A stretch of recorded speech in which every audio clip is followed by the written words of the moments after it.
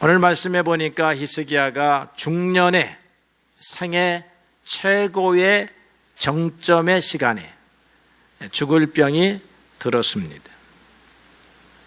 열왕기하 18장 2절을 보게 되면 히스기야가 25세에 등극해서 29년간을 재위하고 54세에 죽습니다. 그러니까 여러분들이 잘 아시는 바와 같이 히스기야가 기도해서 15년의 생명을 연장을 받았으니 54세에 죽었으면 15년을 빼면 39세에 중년의 시간에 죽을 병에 들었다라고 하는 것입니다. 꽃다운 나이 39세, 그죠? 여러분 사나 죽으나 주님을 위해서도 살지만 사나 죽으나 주님 앞에 감사해야 할 일입니다. 예? 특별히 70 넘으시면 내일 하나님이 부르셔도 아멘하고 좀 가셨으면 좋겠어요. 이유가 있어서 부르시는 거니까 70 넘었는데 더 잘 살게 해달라고, 더 오래 살게 해달라고 기도하진 마세요. 그냥 알아서 살게 해주실 것이라 생각합니다. 근데 이제 70을 못 살았는데 죽을 병이 걸리면 히스기야처럼 좀 기도를 했으면 좋겠어요. 비록 죽을 병이지만 이 죽을 병은 우리 인간이 이 세상 속에서 경험하는 모든 환난을 총체적으로 말하고 있으니까 여러분 고난을 당하고 환난을 당할 때에는 히스기야처럼 기도하시면 하나님을 어떻게 한다고요? 만난다고요. 히스기야 기도했습니다. 그렇지, 히스기야 기도했습니다 정도로 끝나면 안 되고 나도 기도해야 되는 것입니다. 궁중의 의사들이, 그러니까 당대의 최고의 의사들이 노력을 다 했는데 히스기야에게 죽음이 선고됩니다. 그래서 히스기야가 하나님 앞에 와서 또 묻습니다.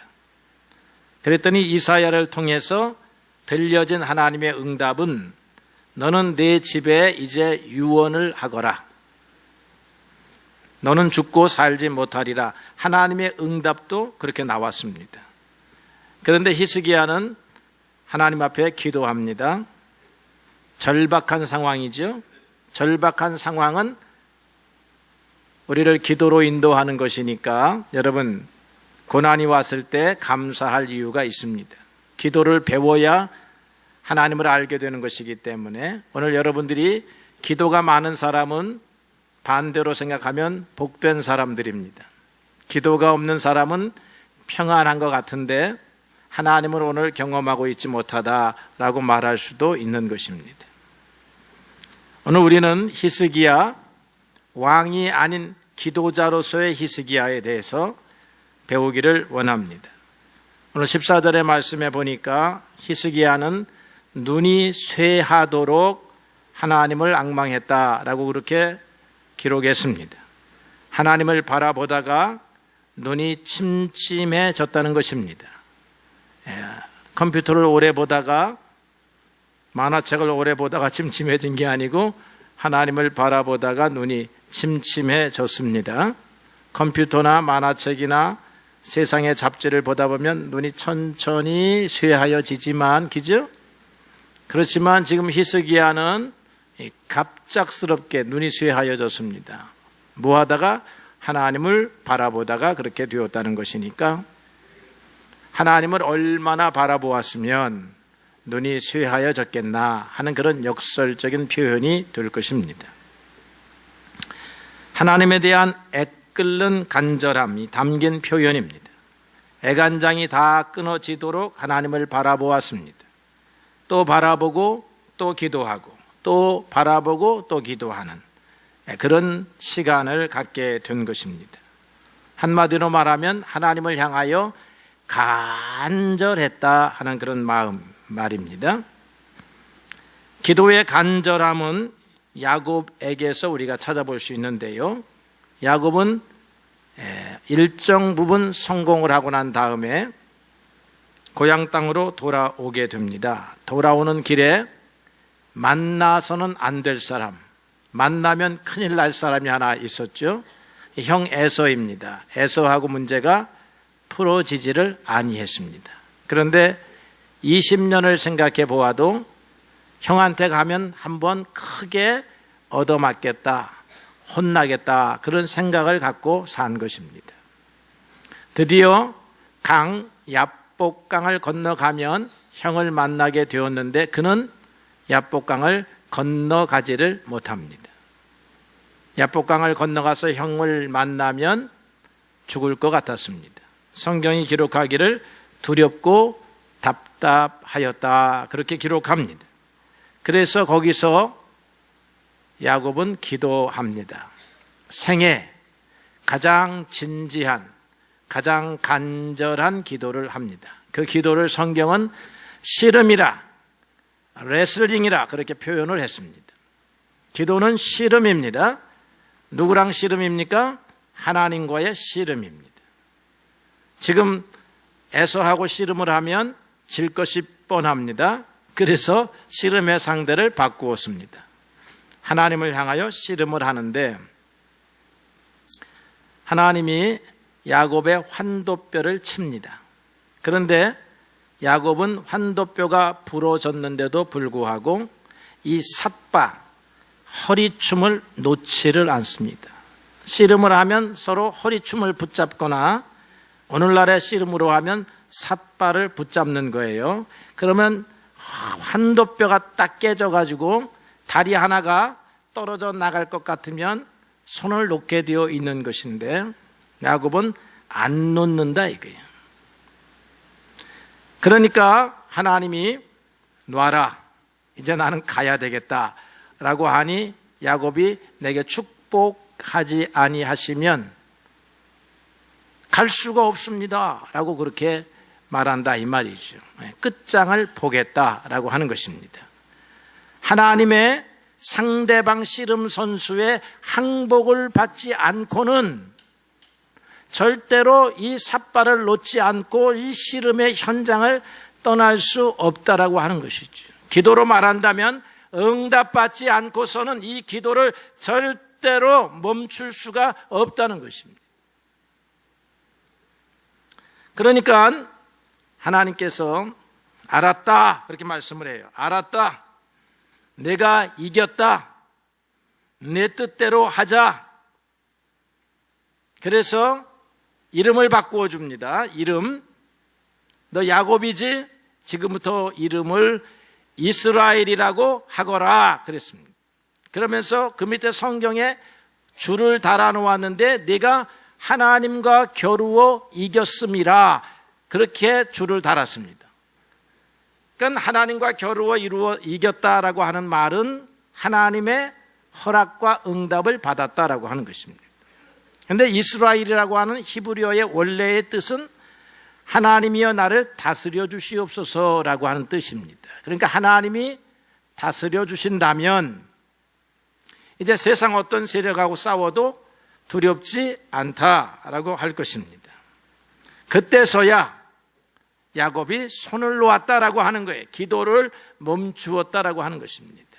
너 이스라엘이니까 이제 하나님이 내 인생을 내가 인도할게, 치리할게, 동행할게, 너와 함께 할게 하는 이름을 받았다는 것입니다.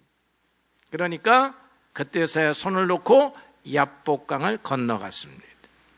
오늘 히스기야의 기도는 이런 기도였다는 것이고 성경은 너희도 이런 기도를 하나님 앞에 드려라 라고 하는 것입니다. 응답받기 전에는 절대로 하나님의 허리춤을 놓지 않겠다라고 하는 기도를 드려야, 주의 제단에 너의 몸을 다 바쳐야 복을 받을 것이다. 오늘 우리가 찬송을 했습니다. 이 말은 여러분의 마음을 다 내어놓으라 하는 말입니다. 간절하라고 하는 말입니다. 이러한 간절함을 예수님 시절에도 우리에게 가르쳐 줍니다. 한 가지 대표적인 사례로 중풍병에 걸린 한 친구가 있었는데 그 4명의 친구들이 침상채 데리고 예수님 앞으로 나아갑니다. 그런데 길은 막혀 있습니다. 집 앞에도 사람들로 인산인해입니다. 그것을 한 사람의 몸으로 뚫고 가기도 어려운데 침상체 5명이 그 길을 뚫고 방으로 들어간다라고 하는 것은 불가능합니다. 포기할 수밖에 없는데 그들은 한 가지 생각을 해내었습니다. 아무도 찾지 않는 건물 뒷벽으로 올라가서 지붕으로 올라간 것입니다. 그리고는 지금 방 안에서는 예수님이 한참 말씀을, 예배를 이렇게 드리고 있는데 지붕이 막 흙이 떨어지는 것입니다. 그리고는 구멍이 뚫렸다 싶으니까 침상채 달아서 내립니다. 아무것도 보지 않는 그런 일이죠. 지금 주님이 무엇을 하든지 사람들이 뭘 하든지 상관하지 않겠다. 오직 한 가지, 이 친구를 살려야 된다라고 하는 그 간절함이 지붕을 뚫고 내리는 것입니다. 놀랍게도 예수님이 믿음이 크다라고 말씀하시지 왜 이렇게 소란을 떠느냐고 말씀하지 않으시더라 이 말이에요. 예수님께서 기도를 가르치실 때에 이런 비유를 말씀하셨어요. 한 사람이 잠을 자는데 친구가 와가지고 방문을 하게 되었는데 몇 날 며칠을 밥을 먹지 못한 사람이에요. 그래서 그냥 재우기는 어려우니까 이 사람 밥을 먹여서 재워야 되겠다 생각하고 옆집으로 찾아갑니다. 옆집에 찾아가서 문을 두드리는데 한밤중이라, 우리로 말하면 12시 1시입니다. 하도 두드리니까 주인이 누구라고 말했을 것입니다. 나 옆집에 사는 누구야, 갑돌이야 라고 말하니까 이 사람아, 자네 정신이 있나 없나? 지금이 1시야 2시야 새벽이야, 뭐 아무리 급한 일이 있다 한들 이렇게 문을 두드려서 남의 잠을 깨우는가? 그렇게 말하고, 일이 있으면 내려오게, 이렇게 말한다 이 말이에요. 그런데도 두드립니다. 두드려. 그러면서 주님께서 말씀하시기를 결국 떡을 얻었는데 친구이기 때문에 준 게 아니라 간절히 원하였기 때문에 주었다라고 그렇게 교훈을 주시는 거죠. 친구이기 때문에 주는 것이 아니고 간절하게 원하였기 때문에, 그것을 이 밤에 얻지 아니하면 무슨 사단이 날지를 모르는 그 일 때문에 떡을 얻게 되었다라고 하는 것입니다. 그러면서 이런 간청의 효과를 생각하고 기도할 때 하나님 앞에 간절히 기도하라라고 말씀하고 있습니다. 우리는 이 히스기야의 기도가 이런 기도였다라고 하는 것을 믿어야 하고, 이런 간절한 기도를 우리의 삶에서도 적용해야 합니다. 그리고 무엇이든지 간절하게 기도해야 합니다. 하나님 앞에 간절하게 기도하는 것을 하나님이 제일로 기뻐하는 것입니다. 예레미야서 29장 13절에는 너희가 온 마음으로 나를 구하라, 온 마음으로 나를 구하면 나를 찾고 만날 것이라 했습니다. 그 온 마음이 간절한 마음이라 하는 것입니다. 두 번째로는 히스기야의 기도에서 배울 수 있는 것이요, 하나님은 생명의 주관자요 치료자이심을 믿고 기도했습니다. 그러니까 기도에는 중요한 게 필요하죠. 이게 믿음입니다. 믿음 없이 기도한다라고 하는 사실은 무의미한 일일 것입니다. 그런 면에서 많은 사람들이 무의미한 기도, 믿음이 없는 기도, 이런 기도를 드리고 있다라고 하는 것을 생각하면 안타깝다 할 것입니다. 바리새인들은 이런 기도를 드림으로써 예수님의 비난을 받았습니다. 그들이 공중 앞에서 하는 기도는 간절함은 없고 자만심으로 가득한 그런 기도였다라고 하는 것입니다. 예수님은 그들을 향하여 사람에게 보이려고 기도하는 것이다, 그렇게 규정했습니다. 하나님이 보니까 하나님 앞에 기도하는 것이 아니라 사람 앞에 자랑하려고 하는 그런 기도를 드리고 있는 사람들이라고 하는 것입니다. 그런 기도를 외식의 기도, 외식하는 사람인 것입니다. 우리는 하나님께 보이려고 기도해야 합니다. 하나님께 보이려고 기도하려고 하면 하나님을 믿는 믿음을 가지고 기도해야 하는 것입니다. 맹인 두 사람이 치료를 받기 위해서 예수님 앞으로 나아왔습니다.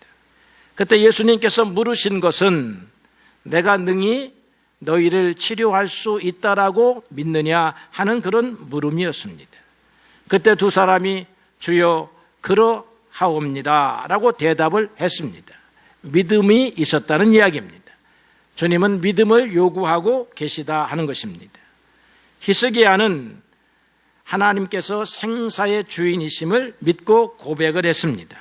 그래서 오늘 자기가 죽는다면 그것도 주께서 하시는 일이라고 생각했습니다.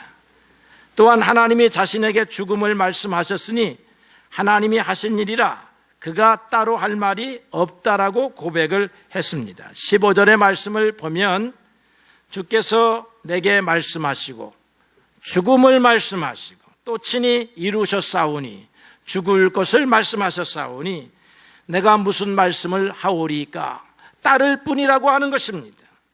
그러나 내 영혼은 고통이요 방황입니다 하나님이요 하고 기도하고 있습니다. 주님께서 천지와 만물을 지으신 분께서 바다야 생겨나라, 생물아 생겨나라, 나무야 생겨나라 하면 그대로 이루어지는 거예요. 오늘 우리에게 죽으라 하면 우리는 죽습니다. 살라 하면 사는 것입니다. 그러니까 히스기야는 주님께서 나로 하여금 죽음을 명하셨으니 나는 더 이상 할 말이 없습니다. 그러나 내가 하나님 앞에 기도합니다. 나를 치료해 주시옵소서, 나를 긍휼히 여겨 주시옵소서라고 기도하는 것입니다. 그러니까 하나님께서 말씀이 없으면 자기는 죽음의 길로 갈 것이지만 그러나 다시 주님이 말씀을 바꾸어 주신다면 어떻게 바꾸어 주세요? 살아라 하게 바꾸어 주신다면, 치료받아라 라고 바꾸어 주신다면, 나는 너에게 죽음이 아니라 다시 생명을 주겠다라고 말씀하신다면 그대로 될 것이라고 믿었다라고 하는 것입니다. 이러한 믿음을 이해하려고 하면 예수님께서 만난 가버나움의 백부장의 고백을 우리가 살펴볼 필요가 있습니다. 이 백부장은 군인입니다. 그는 명령체계에 익숙한 사람이에요. 그런데 지휘관이 명령을 내리면 그 명령이 반드시 전달되고 실행되는 것처럼 총사령관이 명령한 것을 어길 자가 없다는 것입니다. 그래서 주님께서 꼭 내 집에 오지 아니해도 명령서 하나만 주면 그대로 될 것입니다 라고 고백을 했습니다. 질병아 물러가라 하는 명령서 하나만 주면 물러갈 것 아니겠습니까? 주님 이 자리에서 명령해 달라고 말하고 있는 것입니다.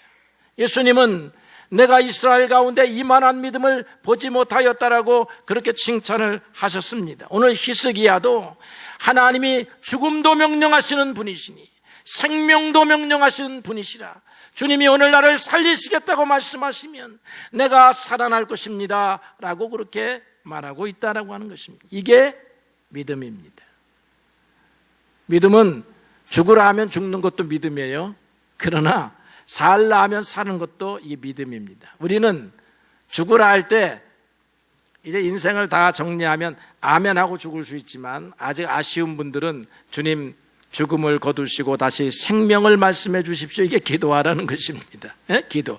여러분 환난을 당하게 되면 그 환난을 당하기도 하겠지만 하나님이 하신 일이다 믿으면 당해야 되겠지만 하나님 이 환난아 물러가라 하나님이 말씀하시면 물러갈 것입니다라고 여러분들이 믿으시라라고 하는 것입니다. 그 다음에 세 번째로는 고통의 이유를 이 히스기야는 알았습니다. 그는 고통을 부정적으로만 생각하지 않았습니다. 이게 믿음의 사람들에게 나오는 공통된 고백이에요. 그가 말하기를 내게 큰 고통을 더하신 것은 내게 평안을 주려 하심이라. 그렇게 하나님 앞에 영광을 돌렸습니다.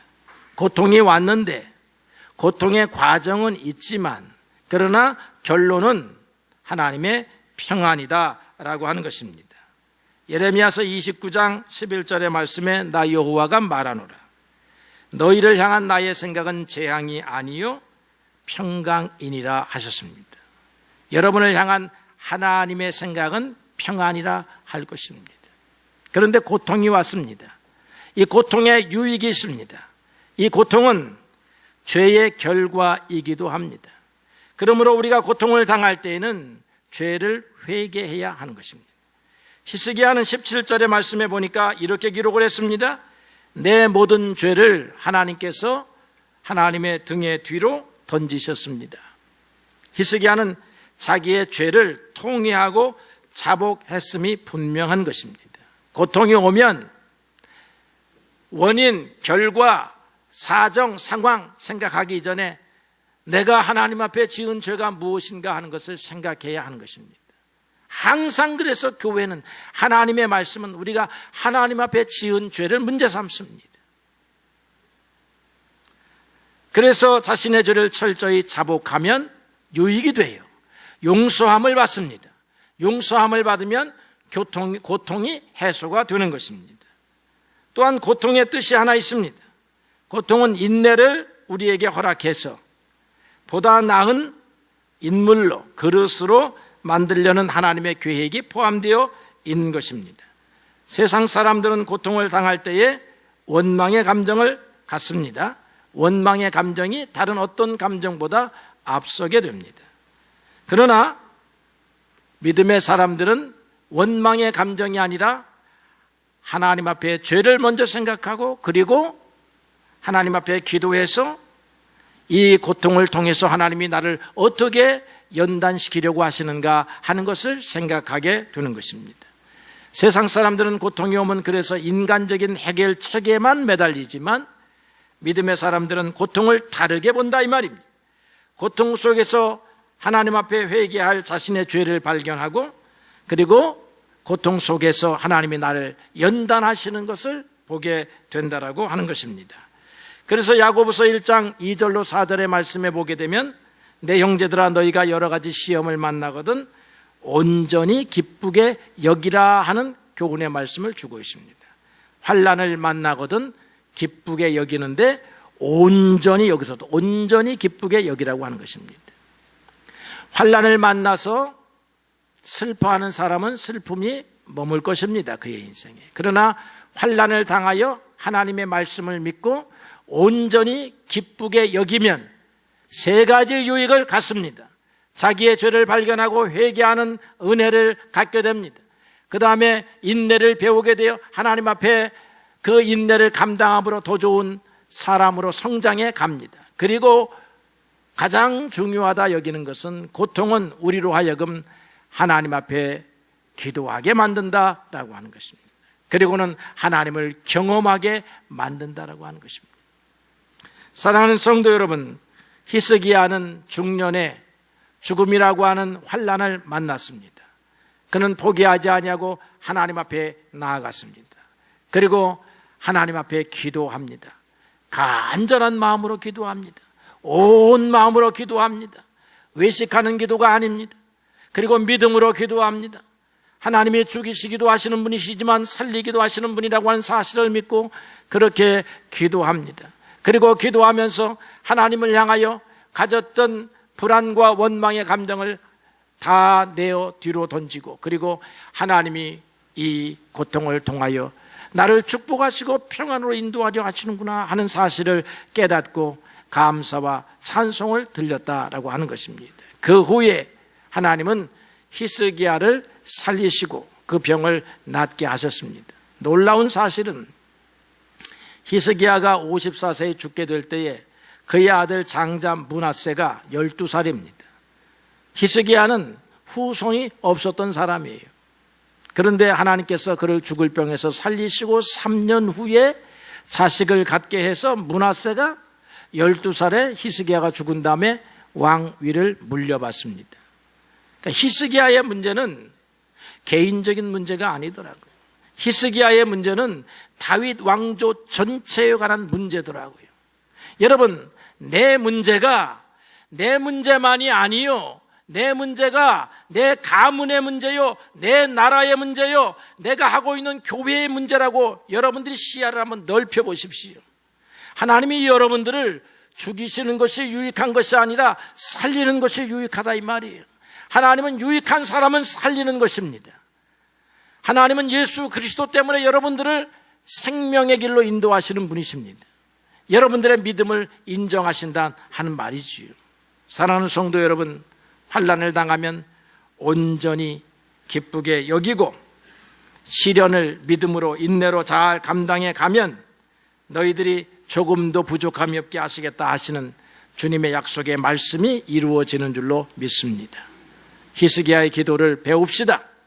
히스기야의 기도를 우리가 어려움을 당하면 한번 다시 찾아봅시다. 그리고 우리도 그와 같은 기도를 통해서 승리해서 하나님 앞에 영광을 돌리는 성도들이 되시기를 예수님의 이름으로 축복합니다.